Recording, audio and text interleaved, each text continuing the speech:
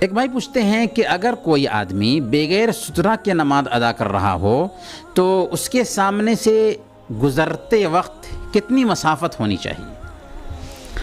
دیکھیں، مختلف احادیث میں نمازی کے آگے سے گزرنے کی ممانعت آئی ہے۔ صحیح بخاری اور مسلم کی روایت میں اللہ کے نبی صلی اللہ علیہ وسلم نے ارشاد فرمایا، لو یعلم المار بین یدی المصلی ماذا علیہ لکان ان یقف 40 خیر لہ من ان یمر بین یدیہ، کہ اگر نمازی کے سامنے سے گزرنے والے کو پتہ چل جائے کہ اس کا کتنا بڑا گناہ ہے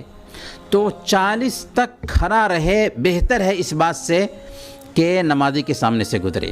راوی کو شک ہے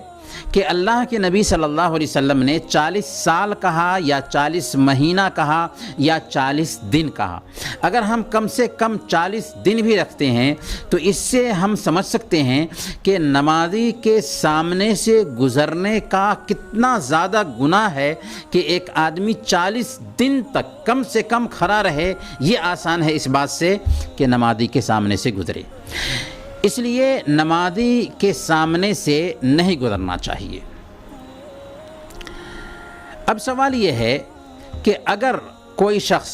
بغیر سترہ کے نماز ادا کر رہا ہے اور اس کے سامنے سے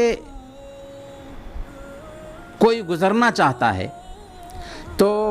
اس کی مسافت کیا ہو سکتی ہے؟ تو اس سلسلے میں بعض علماء نے کہا ہے کہ عام عرف میں جس مسافت کو نمازی یہ سمجھتا ہے کہ اس مسافت میں گزر سکتے ہیں، اس کے لیے گزرنا جائز ہوگا، لیکن اس عرف کو ہر آدمی طے نہیں کر پاتا۔ اسی لیے اس حوالے سے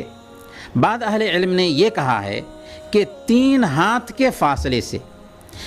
نمازی اور اس کے بعد 3 ہاتھ کا فاصلہ رکھ کر کے ایک آدمی اگر گزرنا چاہتا ہے تو وہ گزر سکتا ہے۔